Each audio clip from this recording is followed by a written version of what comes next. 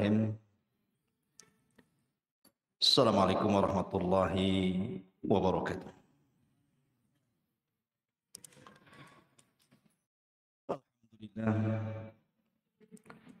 Alhamdulillahilladzi hamdan katsiran tayyiban mubarakan fihi kama yuhibbu rabbuna wa yardah. Asyhadu an la ilaha illallah wahdahu rabbi la syarika lah wa asyhadu anna Muhammadan abduhu wa rasuluhu alladzi la nabiyya ba'dah. Rabbi israh li sadri wa yassir li amri wahlul 'uqdatam min lisani yafqahu qawli, amma ba'd. Ma'asyiral muslimin wal muslimat yang dimuliakan Allah Subhanahu wa taala. Biasa malam Ahad kita mengkaji Siratul Mustafa, sejarah Nabi sallallahu alaihi wasallam. Tapi malam ini kita akan membahas satu hadis Nabi, di mana hadis ini dikeluarkan oleh Imam At-Tirmidzi dan dinyatakan hadisun hasanun sahih. Hadis ini dinyatakan hasan sahih dari sahabat Abi Hurairah radhiyallahu anhu. Qala Rasulullah sallallahu alaihi wasallam, ma yazalul bala bil mu'mini wal mu'minati fi nafsihi wa waladihi wa malihi hatta yalqallah wa ma alaihi khati'ah.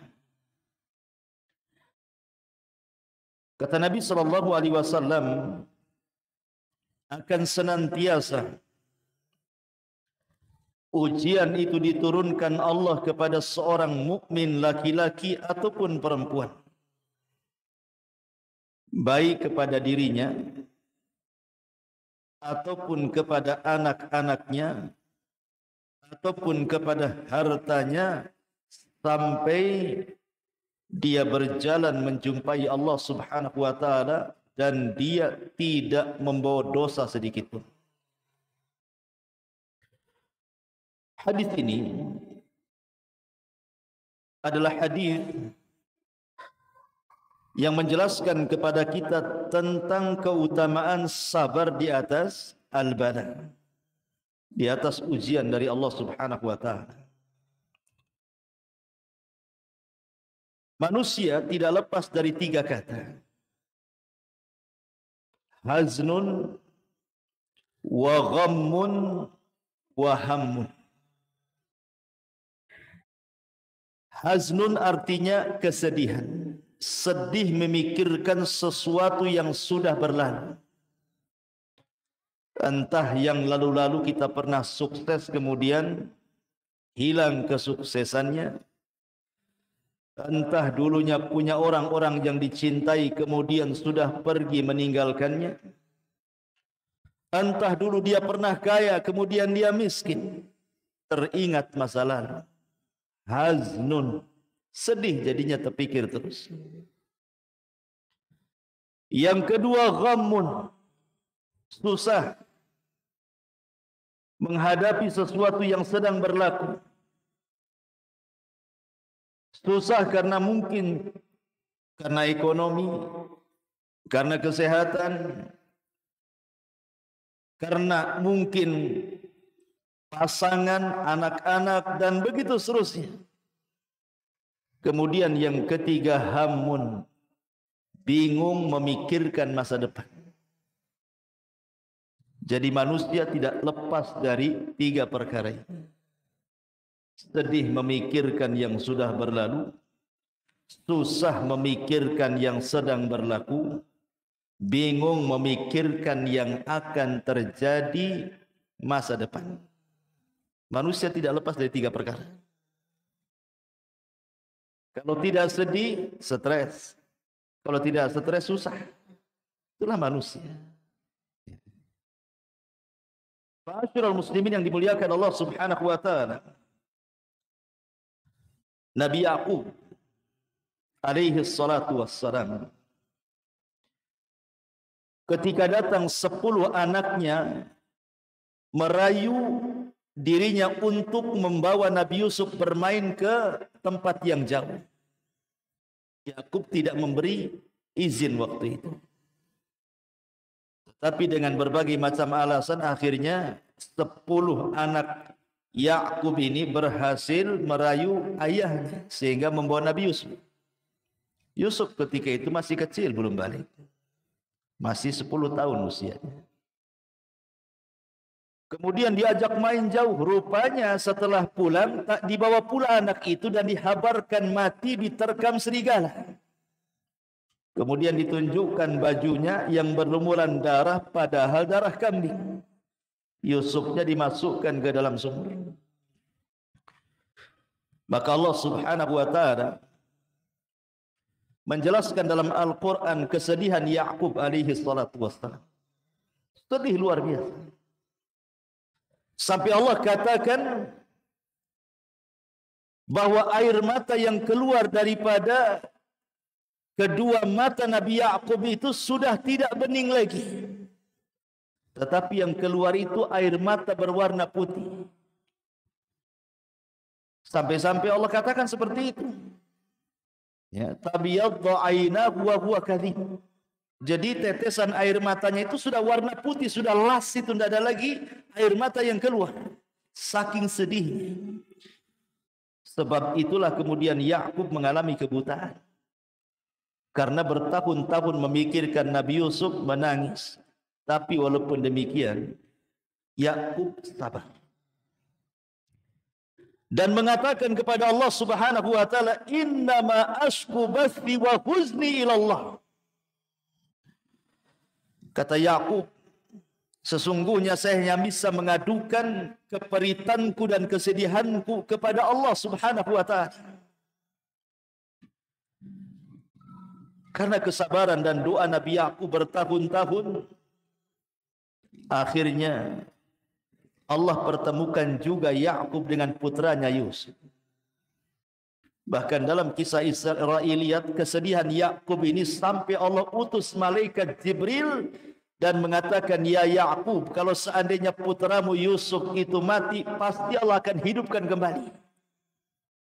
Untuk menghibur Nabi Ya'qub. Terkadang kesedihan itu melanda kepada seorang nabi. Tetapi yang kita contoh bukan kesedihannya, bagaimana dia menghadapi kesedihannya, sabar dan terus mengadukan kepada Allah Subhanahu wa taala. Karena begini, ma'asyiral muslimin, kalau kita lihat di masyarakat, ada orang-orang yang tidak tahan apabila ditimpa musibah, contoh umpamanya sakit yang berkepanjangan.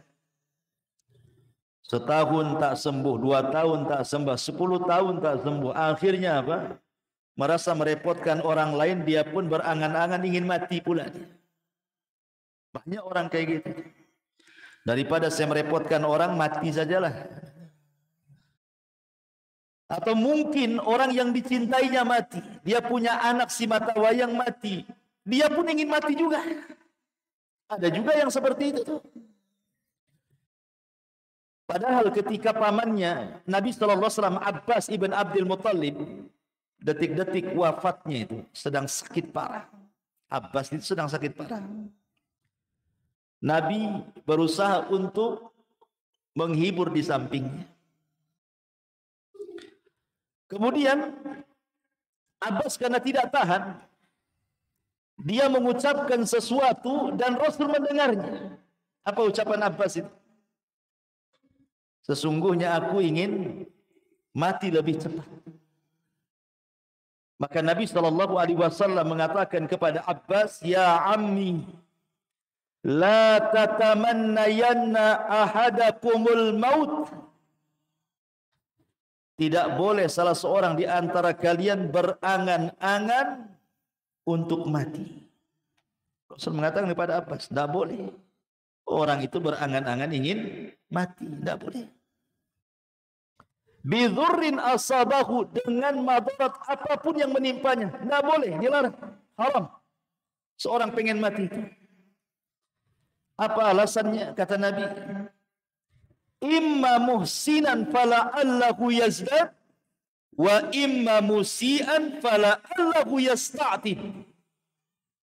Rasul menasihati pamannya Abbas, kenapa engkau tidak boleh berangan-angan ingin mati wahai ammi pamanku? Boleh jadi kalau Allah berikan umur yang panjang, tiba-tiba engkau berbuat baik, kau bisa menambah pahala. Atau mungkin engkau meninggalkan dosa, kemudian Allah beri panjang usia, itulah kesempatan tobat. Inilah kenapa kita dilarang. Tidak boleh menginginkan kematian. Karena dua perkara. Yang pertama, boleh jadi kalau seandainya kita tidak jadi mati, kita bisa menambah amal soleh sehingga menambah pahala, sehingga lebih banyak lagi bekal yang akan kita bawa kepada Allah. Atau boleh jadi mungkin kita banyak dosa sebelum kita meninggal, kemudian Allah tidak jadikan kita meninggal, adalah kesempatan untuk tobat. Makanya Rasulullah mengatakan, jangan berangan-angan salah seorang di antara kalian pengen mati. Tapi Nabi SAW mengatakan, wa in kana walabud, kalau memang harus, karena sudah tidak tahan penyakitnya, sudah bertahun-tahun, sudah merepotkan keluarganya. Karena sering saya katakan, ikhwan, orang sakit itu terkadang tambah sakit bukan karena penyakit. Karena apa? Karena sudah tidak ada lagi yang mengunjunginya. Contoh nih, saya sakit. Berapa kali antum mengunjungi saya sakit? Waktu kemarin saya sakit, berapa kali antum mengunjungi anak sakit? Berapalah antum kuatnya mengunjungi itu, walaupun ustaznya yang sakit itu. Gak mungkin pula tiap hari antum datang ke rumah. Paling sekali bawa pisang, bawa ini, bawa itu, rame-rame rombongan, habis itu les, hilang. Entah berapa bulan lagi mungkin datang. Ya. Oke lah, itu orang lain. Keluarga. Saudara. Sampai kapan? Lama-lama bosan juga kan. Paling tinggi akhirnya yang menemani orang sakit itu, kalau dia punya pasangan, paling istrinya. Atau mungkin anaknya. Ya kalau anaknya berbakti, kalau anaknya durhaka. Sebenarnya orang sakit itu lebih sakit di masalah ininya, bukan penyakitnya sebenarnya. Ya penyakitnya sudah sakit, lebih sakit ketika tidak ada lagi yang memperhatikan dia. Kuadrat sakitnya. Makanya akhirnya menginginkan kematian. Maka dari sini ikhwan, kata Nabi, wa in kana walabud, kalaupun dia harus menginginkan kematian, kata Nabi SAW, bolehlah kalian berdoa, Allahumma ahyini ma kanatil hayatu khairan li, wa tawaffani ma kanatil wafatu khairan li. Kata Nabi SAW, ya Allah, hidupkan aku, sembuhkan aku kalau memang kesembuhanku, kehidupanku lebih baik bagiku. Tetapi wafatkan aku kalau memang wafatnya diriku dan kematianku ini lebih baik dibandingkan aku hidup. Itu kalau harus berangan-angan kematian, seperti inilah doanya.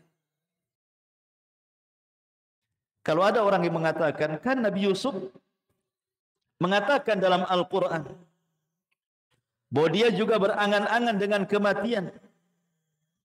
Di mana Nabi Yusuf mengatakan apa? Tawaffani musliman wa alhiqni bis-shalihin. Wafatkan aku, kata Nabi Yusuf. Lihat Nabi Yusuf saja berangan-angan ingin mati. Kita katakan jangan sampai sini bacanya, teruskan. Tawaffani musliman wa alhiqni bis-shalihin. Kata Nabi Yusuf, ya Allah, kalaupun aku harus mati, matikan aku dalam posisi muslim dan gabungkan aku bersama orang-orang soleh. Artinya bahwa Nabi Yusuf bukan berangan-angan ingin mati. Tapi kalau harus mati gitu maksudnya, maka matikan aku dalam posisi muslim dan libatkan aku dengan orang-orang saleh. Persis seperti firman Allah Subhanahu wa taala, "Ya ayyuhalladzina amanu taqullaha haqqa tuqati wa la tamutunna illa wa antum muslimun." Wahai orang-orang yang beriman, bertakwalah kepada Allah dengan sebenar-benar takwa dan janganlah kalian mati kecuali dalam posisi kalian muslim. Karena kalau meninggal dalam posisi muslim, ada kesempatan masuk surga walaupun Allah takdirkan masuk neraka. Tapi kalau mati kafir, tidak ada kesempatan lagi masuk surga. Makanya kita meminta kepada Allah agar jangan sampai mati kecuali muslim, menyembah Allah. Sebagaimana Nabi Ya'qub alaihi salatu wassalam, Allah katakan, "Am kuntum syuhada idh hadara Ya'qub al-mautu idh qala li banihi ma ta'buduna min ba'di qalu na'budu ilahaka wa ilaha abaika Ibrahim wa Ismail wa Ishaq ilaha wahida wa nahnu lahu muslimun." Ya. Ketika Yakub sedang sakaratul maut, dipanggillah anak-anaknya. Kemudian Yakub berwasiat, "Wahai anakku, apa yang kalian akan sembah sepeninggalku?" Maka anak-anaknya mengatakan, "Wahai ayahku, kami akan sembah Tuhanmu dan Tuhan bapamu, Ibrahim, Ismail, Ishak. Itulah Tuhan yang esa. Wa nahnu lahu muslimun." Dan kami senantiasa lahu kepada Allah muslimun, berserah diri. Kami muslim. Ya. Ma'asyiral muslimin yang dimuliakan Allah Azza wa Jalla, intinya bahwa di sini Allah Subhanahu wa taala ingin mengatakan bahwa begitulah sifat seorang muslim kalau ditimpa musibah.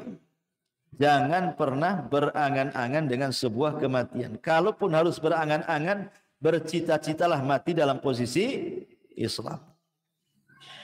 Ini bala yang pertama, bala kepada diri sendiri. Jadi kalau Allah takdirkan, Allah berikan bala kepada diri sendiri, jangan sampai berangan-angan kematian. Tidak boleh. Ya. Ma'asyiral muslimin yang dimuliakan Allah Azza wa Jalla, dahulu di zaman Rasul ada wanita namanya Ummu Sa'ib. Ada wanita namanya Ummu Sa'ib. Ummu Sa'ib ini kena penyakit humma. Humma itu demam, panas, kepalanya sakit. Dan kita sering mengalami kan, kepalanya kok sakit kan, atau demam gitu kan. Jadi dia sampai mengadu-ngadu. Aduh, bahasa kita. Jadi Nabi SAW ketika lewat kepada Ummu Sa'ib bertanya, "Maka ya Ummu Sa'ib? Ada apa dengan kau ya Ummu Sa'ib? Kenapa engkau mengerung seperti ini?" Maka Ummu Sa'ib mengatakan, "Qalat humma la barakatallah." Penyakit humma, demam, wahai Rasul, semoga Allah tidak berkahi penyakit itu. Apa kata Rasul? "Ya Ummu Sa'ib, la tasubbil humma." Jangan celak penyakit demam. Nabi melarang, tidak boleh mencela penyakit di sini. Enggak boleh kalau antum lagi sakit kepala, jangan dicela. Demam tak boleh, kata Rasulullah, tasubbil humma. Jangan cela penyakit kepala. Demam, meriang, jangan. Kenapa? Fa innaha tudhibu khataya ibni Adam kama yudhibul kiru khabathal hadid. Karena penyakit demam, meriang, sakit kepala itu bisa menghilangkan kesalahan-kesalahan anak Adam seperti api bisa menghilangkan karat besi. Kan banyak di antara kita ini mencela penyakit. Saking keras sampai ditepuk-tepuk tuh kepala tuh. Sabar saja. Makanya kata Nabi SAW, "Isbir wahtasib." Kalau Allah Subhanahu wa taala memberikan bala kepada kita ujian, pertama sabar, yang kedua mintalah pahala dengan penyakit itu kepada Allah. Karena hanya dengan dua kata ini, inilah yang bisa mengangkat derajat dan menghilangkan dosa. Coba bayangkan ikhwan, kalau kita sholat malam tahajud, belum tentu antum bisa bangun. Ya kan, sepertiga malam antum bangun, malam-malam dingin-dingin, apalagi empuk dinginnya, malas lah makin kita bangun. Dan itu bisa menghilangkan dosa-dosa kita. Tetapi cukup kita sabar dengan penyakit demam, tak perlu antum bangun malam. Sabar aja dengan demam. Kalau tidak sabar ya minum bodrek lah. Hilang demamnya. Artinya bahwa jangan mencela penyakitnya, gitu maksud. Karena penyakit itu sebenarnya bisa mengangkat derajat dan menghilangkan dosa. Ini yang pertama. Tetapi ada satu kaidah sebelum saya lanjut. Kata para ulama, kullu murrin saufa yamur liya'tiya ba'dahu bil yusri yasurru. Apa kata orang Arab? Kullu murrin saufa yamurru liya'tiya ba'dahu bil yusri alladhi yasurru. Apa maknanya? Setiap keperitan hidup pasti akan berlalu. Dan akan datang setelahnya kemudahan yang membawa kebahagiaan bagi hidupnya. Tidak mungkin Allah Subhanahu wa taala, ikhwan, kalau menimpakan sebuah musibah, entah penyakit, entah yang lainnya, sakit terus dari awal sampai akhir. Tidak. Pasti ada sembuhnya juga. Atau Allah berikan kefakiran, fakir terus, pasti Allah akan berikan juga kecukupan hidupnya.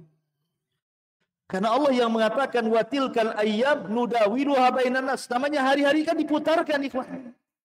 Makanya sering saya katakan, saya, Anda, siapapun, pasti dalam hidup kita mengalami kesulitan yang rasanya kita tidak bisa keluar dari kesulitan itu. Kiamatlah sudah.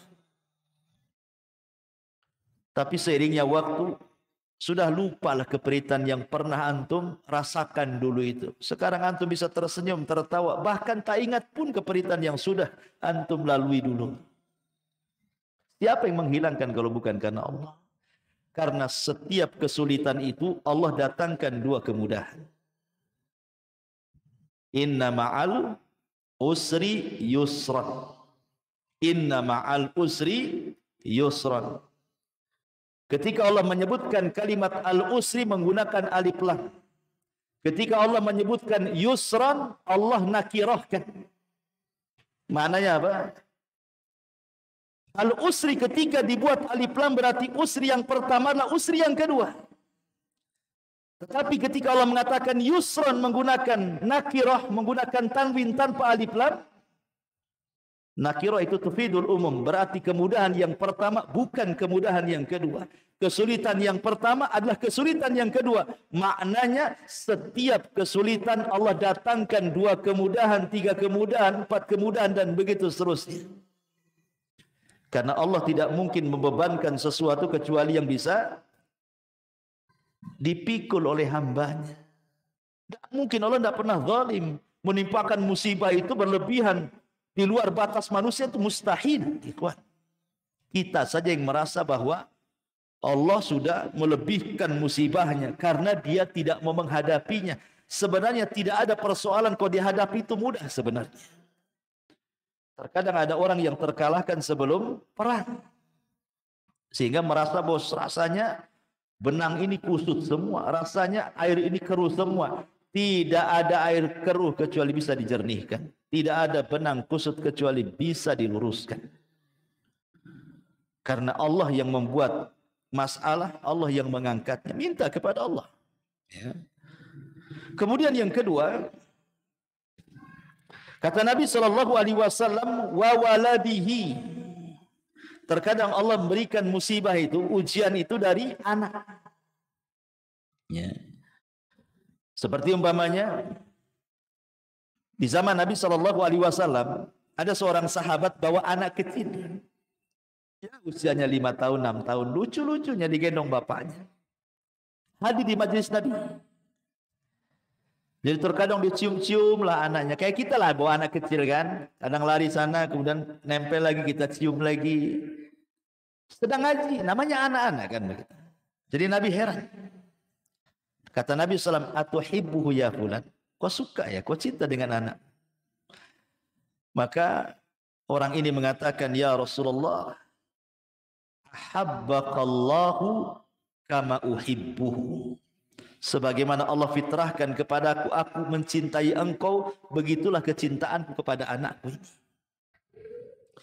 Setelah beberapa hari, orang yang bawa anak, yang mencium-cium anaknya di majelis Nabi, yang sangat mencintai anaknya sama dengan mencintai Rasul itu, nggak pernah hadir lagi.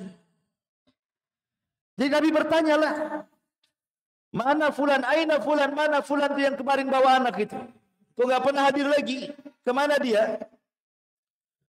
Akhirnya dicari-cari berita, rupanya dia tidak hadir lagi di majelis taklim karena dia dirundung kesedihan. Anak si mata wayangnya itu yang suka dibawa di majelis taklim itu rupanya meninggal dunia. Sedihlah dia. Enggak tahan dengan kesedihannya sehingga tidak sanggup melangkahkan kaki ke majelis Nabi. Akhirnya kemudian Nabi SAW datang ke rumahnya, berusaha menghibur, takziah. Kemudian kata Nabi SAW, ya fulan, bagaimana kalau Allah berikan dua pilihan kepada Allah, hidupkan anakmu wa tumatti' bihi, dan engkau bersenang-senang dengan anakmu di dunia, atau kata Nabi SAW, atau anta'tiya baban min abwabil jannah illa wajadtahu yantadiruka, atau yang kedua, engkau dapati anakmu yang sudah meninggal, tiba-tiba dia berdiri di pintu sorga dan dia sedang menunggumu. Milih mana? Milih Allah hidupkan kembali anakmu, engkau bersenang-senang sebatas di dunia dan di akhirat kau tidak dapat apa-apa, ataukah anakmu kau ikhlaskan dia meninggal, kau sabar, mintalah pahala, tapi nanti dia akan berdiri di pintu surga, akan menunggu dirimu dan akan menarik kamu ke dalam surga. Pilih mana? Kata Rasul. Akhirnya anak muda ini mengatakan, ya tentu memilih anakku berada di pintu surga. Hilang kesedihannya. Makanya suatu ketika Allah Subhanahu wa taala dalam hadis qudsi bertanya kepada para malaikat pencabut nyawa. Allah Subhanahu wa taala mengatakan kepada para malaikat itu, aqabadtum walada abdi. Hei malaikat-malaikatku, apakah engkau sudah mencabut nyawa anak dari hambaku? Kata malaikat pencabut nyawa, na'am ya Rasul, tentu wahai na'am ya Rabb, tentu ya Rabb. Maka Allah mengatakan, aqabadtum thamrata fuadi, apakah yang kau cabut itu anak si mata wayang dia yang dia sangat mencintainya? Maka malaikat ini mengatakan, na'am ya Rabb, iya wahai Rabb. Kemudian Allah mengatakan, famadza qala abdi, setelah anaknya meninggal hambaku mengatakan apa? Maka malaikat ini mengatakan, hambamu mengatakan hamidaka wastaraja, dia pun mengatakan alhamdulillah, inna lillahi wa inna ilaihi rajiun. Maka Allah mengatakan, kalau begitu idzan ubnu li abdi baitan fil jannah wa sammuhu baital hamd. Kalau gitu bangunkan untuk hambaku ini satu istana di sorga, kasih nama istananya Baitul Hamdi, rumah hamd, pujian. Karena dia bisa mengucapkan alhamdulillah saat kematian anaknya. Ucapan alhamdulillah bukan karena mensyukuri kematian, Bukan itu maksudnya. Antum disangka orang gila nanti. Ya kan? Antum orang tua meninggal. Alhamdulillah. Kira-kira kata orang sebelah-sebelah ini, itu ngincar warisan. Itu. Gitu ya? Ya. Bukan. Pemahamannya mengucapkan Alhamdulillah itu maksudnya. Kita masih bersyukur ada nikmat yang tersisa. Bukan dipikirkan musibah yang berlalu. Persis seperti perkataan siapa? Urwah ibn Zubair. Saat diamputasi kakinya, Urwah bin Zubair ini mungkin kena penyakit diabetes lah, mungkin kalau zaman sekarang kan harus diamputasi kakinya. Kata sang tabib mengatakan, ya Urwah, pasti kau akan mengalami kesakitan. Sebaiknya kau minum khamr. Di zaman itu tidak ada bius. Biusnya minum khamr. Untuk mengurangi sakit, biar mabuk, biar pusing, baru potong. Kata Urwah pada tabib dokternya, enggak, saya enggak akan minum khamr. Coba bayangkan kalau aku minum khamr, kemudian kau potong kakiku, tiba-tiba aku mati, itu sama dengan aku mati di atas khamr. Kata dokter, enggak ada cara lain harus seperti itu masalahnya. Kata Urwah gini saja, berikan kesempatan aku berwudu, kemudian aku sholat 2 rakaat. Saat aku sholat itulah potong kakiku.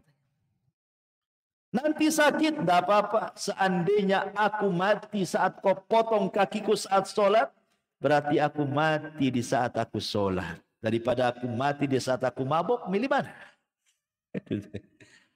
Akhirnya sholat dia. Pas sholat dipotong kakinya betul. Namanya dipotong kaki, ya sakit lah. Nggak ada obat bius lagi. Ya. Akhirnya dia mengalami sakit pingsan. Karena sakit yang luar biasa, pingsan dia. Urwah bin Zubair. Kemudian sang dokter pun berusaha kemudian menyadarkan Urwah bin Zubair. Subhanallah, Allah masih selamatkan dia. Siuman. Saat siuman itu, datang pula kabar yang kedua. Anaknya meninggal. Barusan dipotong kakinya. Setelah itu anaknya pula meninggal. Makanya sering saya katakan, ikhwan, terkadang Allah memberikan musibah itu ada yang sifatnya beruntun tuh. Satu belum selesai datang yang lain. Satu belum selesai datang pula yang lain lagi. Makanya penting kesabaran. Tapi Urwah mengatakan, Alhamdulillah, summa alhamdulillah. Aku mengucapkan Alhamdulillah karena telah terpotong kakiku. Dan aku mengucap Alhamdulillah karena kematian anakku.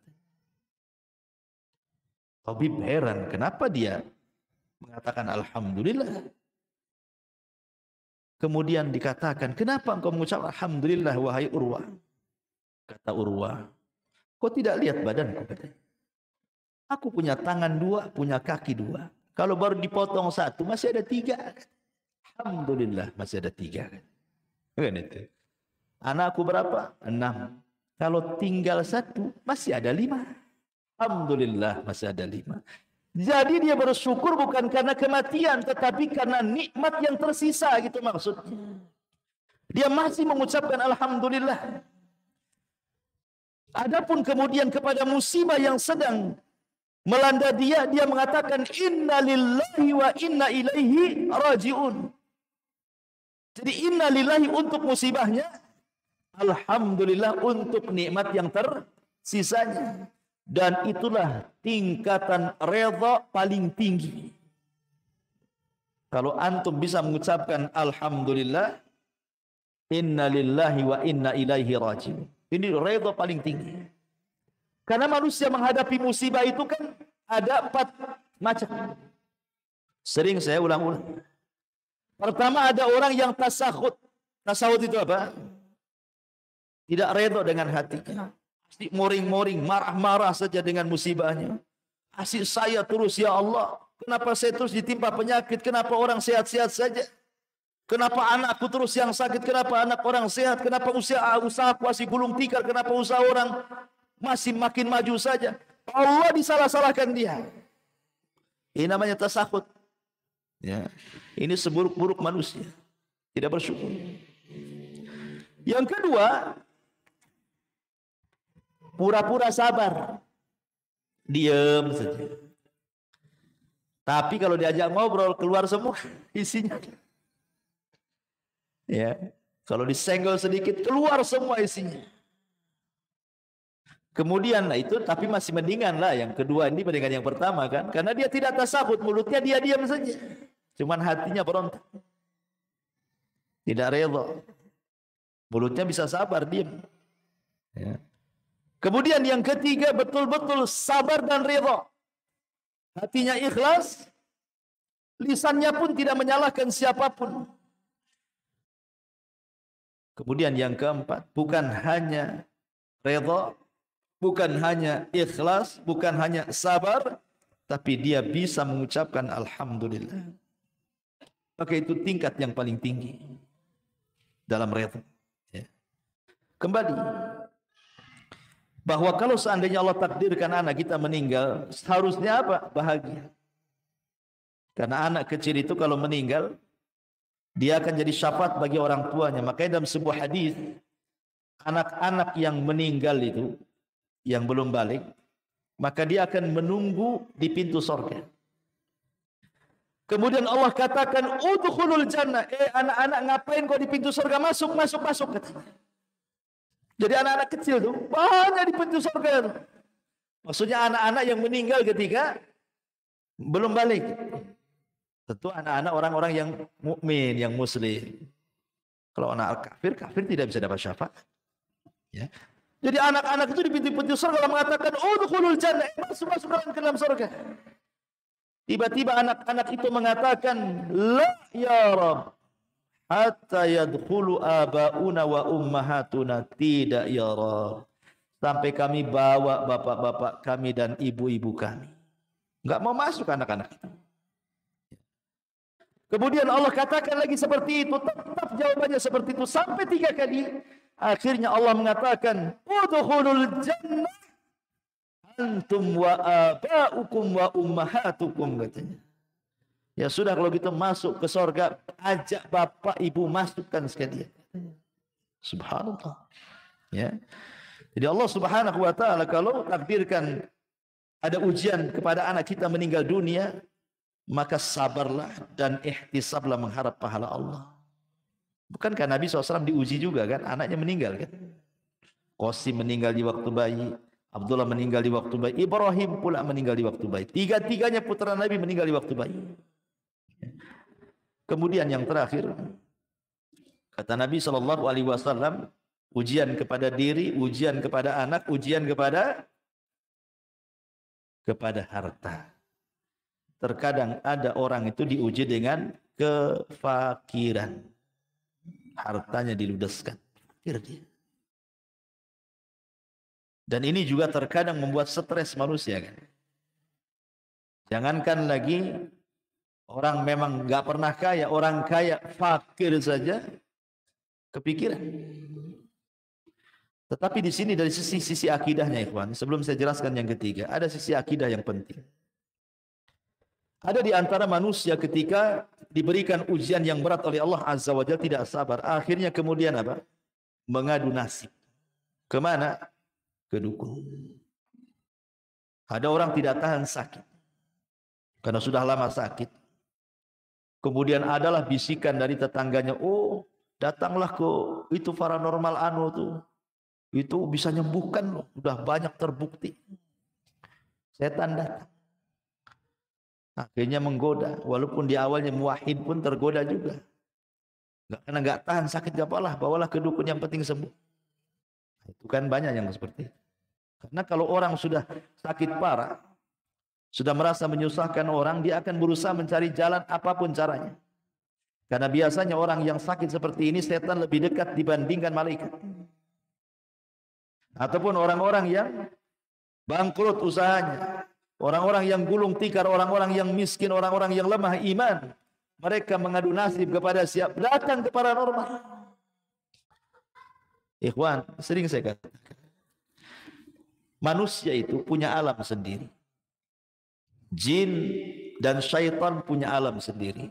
Binatang punya alam sendiri. Kita tahu bahwa dukun itu kerjasama dengan alam jin. Alam syaitan. Dan tidak ketemu alam-alam ini. Antara alam jin, alam manusia dengan alam binatang itu nggak akan ketemu. Bagaimanapun antum lintas alam nggak akan ketemu. Contoh, kita lihat di YouTube ada harimau nerkam kijang. Karena itu mangsanya makanannya langsung dikoyak dimakan. Antum mau lintas hewan, beli ayam di pasar, nggak digoreng, langsung dimakan mentah-mentah. Bisa antum kayak gitu? Beda. Memang binatang seperti itu. Antum nggak mungkin lintas binatang niru-niru kan? Sebagaimana binatang punya alam sendiri, memang dia caranya begitu makannya. Kita beda lah. Nggak bisa, kita harus rajang bawang dulu, bawang merah, bawang putih, bawang apa. Jadilah dia gulai, jadi tengkleng, jadi macam-macam ya kan. Beda. Karena harimau pun dikasih tengkleng belum tentu mau. Apalagi banyak mericanya di situ. Bersin-bersin dia. Ya. Karena beda alamnya. Makanan kita nggak mau juga binatang itu makan. Sebagaimana kita juga nggak mau niru binatang kan. Artinya alam mereka berbeda. Alam kita sendiri. Alam jin juga berbeda. Kenapa jin itu disebut jin? Karena jin itu tidak nampak. Makanya disebut jin. Kenapa tidak nampak? Supaya kita jangan ada komunikasi. Kenapa tidak boleh berkomunikasi? Karena tidak akan nyambung dengan kehidupan mereka. Lah, yang ingin saya katakan bahwa kita ini hidup di alam nyata. Maka yang nyata-nyata sajalah di depan kita. Kalau depan kita ada kangkung, makan tuh kangkung. Kalau depan kita ada tempe, makan tuh tempe. Kalau ada lalapan, makan tuh lalapan. Kalau memang di hadapan kita ini supir ojek, ya sudah jadi supir ojek. Kalau Anda supir taksi, jadilah supir taksi. Kalau Anda tukang bangunan, jadi tukang bangunan. Yang real saja lah gitu. Jangan menghayal. Karena orang yang datang ke dukun itu orang-orang yang menghayal sebenarnya. Kan itu menghayal orang itu. Dia ingin jadi manajer instan bahasanya itu. Tolong Pak Dukun, mantra-mantra si bos itu supaya saya bisa jadi manajer. Mereka dukun itu beda dengan dokter Ikhwan. Kalau dokter gini, gimana dok bisa? Oh kayaknya saya enggak bisa. Kayaknya antum harus dirujuk ke dokter ini. Datanglah ke dokter ini. Kata dokter ini, oh nampaknya penyakitmu parah, saya enggak bisa nih. Rujuk ke dokter sana. Itu dokter. Kalau dukun tak ada. Kata dukun ini, oh saya tak bisa. Saya rujuk kok ke dukun sana. Enggak ada. Dukun itu semua mengatakan bisa. Enggak ada dukun tak bilang tak bisa. Dukun mana yang tak bilang tak bisa itu? Semua dukun bisa. Semua dukun pasti bilang bisa. Enggak akan bilang enggak bisa. Karena dukun itu penipu. Makanya dia jawabannya pasti bisa. Enggak akan bilang enggak bisa. Kalau dokter itu enggak ada yang menipu. Memang sesuai dengan bidang dia. Namanya enggak tahu, ya enggak tahu. Enggak mungkin dia malpraktek. Tapi dukun itu dari awal sampai akhir memang malpraktek mereka itu. Enggak ada prakteknya. Semuanya malpraktek. Makanya jawabannya bisa, enggak ada rujukan. Kenapa? Karena dukun satu dengan yang lainnya saingan. Enggak mungkin kalau dia rujukan maknanya melemahkan bahwa dia dukun tidak sakti. Nggak ada lagi orang datang ke dia jadinya kan. Itu sama dengan merendahkan dia. Makanya nggak ada ceritanya dukun ngasih rujukan tuh nggak ada. Makanya saya katakan kita hidup di alam nyata yang real sajalah. Kalau Anda ingin jadi manajer, bekerja sungguh-sungguh, kuliah lagi, ambil pendidikan, jujur, tekuni. Kalau Allah takdirkan jadi. Bukankah Allah suka dengan orang yang bekerja dan menekuni pekerjaannya? Sampai Aisyah radhiyallahu anha mengatakan, "Kana an-nabiy sallallahu alaihi wasallam idza amila amalan atqanahu." Rasul itu kalau mengamalkan sesuatu, dia akan mutkinkan tuh amalan itu. Makanya usaha apapun kalau ditekuni pasti sukses. Tapi kalau mencra nggak akan sukses. Bosan di sini, pindah ke sini. Bosan di sini, pindah ke sini. Sampai kapan? Artinya Allah itu suka itu. Memandang hambanya yang kerja keras, ditelateni, jadi nanti itu. Tapi orang-orang yang ke dukun ini maunya instan. Secara instan jadi manajernya. Sesuatu yang instan itu pasti menyesal. Berapa banyak orang yang datang ke dukun menyesal. Sudah bayar 100 juta, dukunnya kabur. Sudah datang 100 juta, tadi kabul-kabulkan. Katanya syaratnya besar. Kurang syaratnya lagi. Betapa banyak orang yang sudah habis duitnya, mati pula syaratnya terlalu besar. Seperti pernah ada syarat dukun ngerendam di kali 3 hari. Mati akhirnya. Memang suruh mati sama dukunnya. Ya, bayangkan ya. Jadi saya katakan bahwa kalau ada musibah tidak perlu datang ke dukun. Apa yang datang ke dukun? Dukun itu penghayal semuanya. Maka hiduplah dengan kenyataan. Hadapilah secara real. Kita ini punya alam sendiri, jin punya alam sendiri.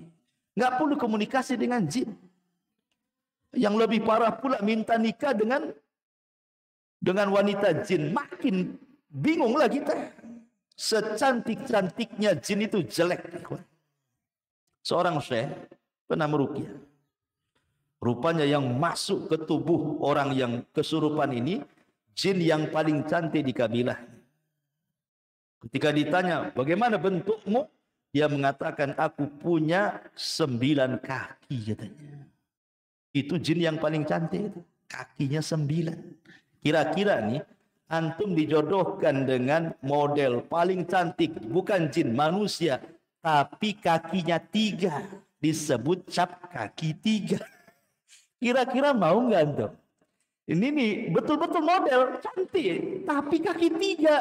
Saya kira mikir antum, walaupun cantik, apalagi jin, kalau kakinya sudah 9 bukan manusia, gurita itu namanya. Itu sudah jadi sotong itu. Jadi ma'asyiral muslimin yang dimuliakan, enggak akan ketemu alam manusia dengan jin itu. Jadi enggak perlu lintas alam tuh. Makanya ngapain coba orang datang ke dukun mau lintas alam gaib, dipercepat jadi manajer, jadi ini, jadi itu, cepat kaya. Itu semua hayalan.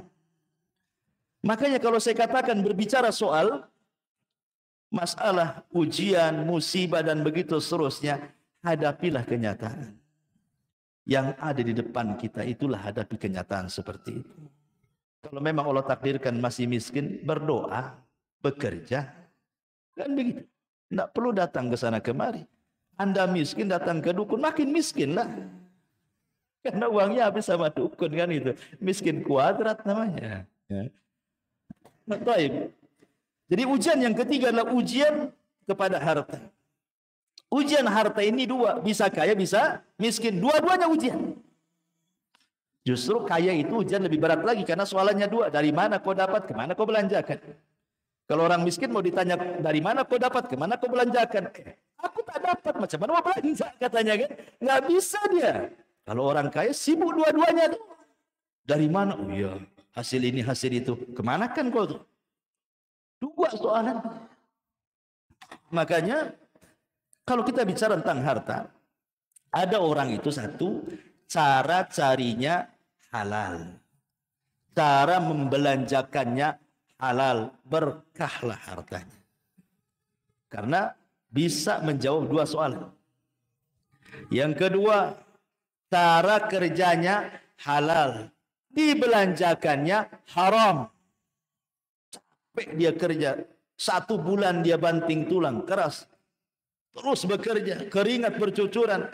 Sudah gajian 1 bulan untuk berzina, untuk hura-hura, poya-poya dan begitu seterusnya. Maka dia tidak selamat dari pertanyaan yang kedua, tapi selamat dari pertanyaan yang pertama. Dari mana harta? Selamatlah antum. Kemanakan harta? Tak selamat antum. Ya. Yang ketiga, caranya haram. Caranya haram, rampok, ya, mendustai orang, mengambil hak orang, tapi disumbangkan ke masjid, ke anak yatim. Berarti di sini yang membelanjakannya benar, ya kan? Caranya yang salah. Gimana ceritanya kalau yang seperti ini? Tetap dua-duanya ditanya. Dari mana dan kemana? Dua-duanya kena dia. Kenapa? Karena niat baik menyumbang itu tidak cukup. kalau cara dari awal itu salah. Kenapa? Innallaha thayyibun la yaqbalu illa thayyiban. Allah itu baik, tidak menerima kecuali yang baik. Baik. Tapi yang paling parah yang keempat, caranya sudah salah, dibelanjakan pula untuk yang salah. Dapat uang dari togel untuk masang togel. Togel ke togel namanya, ya kan? Itu kuadrat ya kan? Atau dapat uang dari judi untuk berzina, untuk minum khamar, untuk ini. Ya udah, nggak berkah tuh hidup. Ya. Intinya ikhwatu fillah muliakan Allah Azza wa Jalla. Sebelum saya tutup, karena sudah malam juga. Ada firman Allah Azza wa Jalla surah Zuhruf ayat 32. Allah mengatakan, "Ahum yaqsimuna rahmata rabbik. Nahnu qasamna bainahum ma'isyatahum fil hayatid dunya wa rafa'na ba'dahum fawqa ba'din darajat liyattakhidha ba'duhum ba'dan sukhriyah wa rahmatu rabbika khairun mimma yajma'un." Apakah mereka yang membagi-bagi rahmat Tuhanmu? Kamilah yang menentukan penghidupan mereka dalam kehidupan dunia. Dan kami telah meninggikan sebagian mereka atas sebagian yang lain. Maksudnya ada kaya dan miskin. Untuk apa? Supaya sebagian mereka memanfaatkan sebagian yang lainnya. Kalau semua kaya, siapa yang mau bekerja? Orang kaya tak mau bekerja. Kalau semua miskin, tak ada yang mau bekerja juga. Mau gajinya pakai apa? Ketika ada orang kaya, ada orang miskin, berarti saling menghajatkan. Orang miskin butuh orang kaya untuk gajinya, orang kaya butuh orang miskin, butuh tenaganya. Disitulah saling memanfaatkan.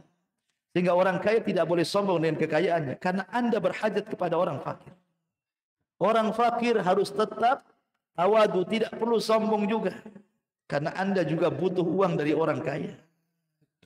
Artinya bahwa kaya miskin sama saja di sini. Saling berhajatkan, membutuhkan satu dengan yang lainnya. Barulah stabil kehidupan manusia itu.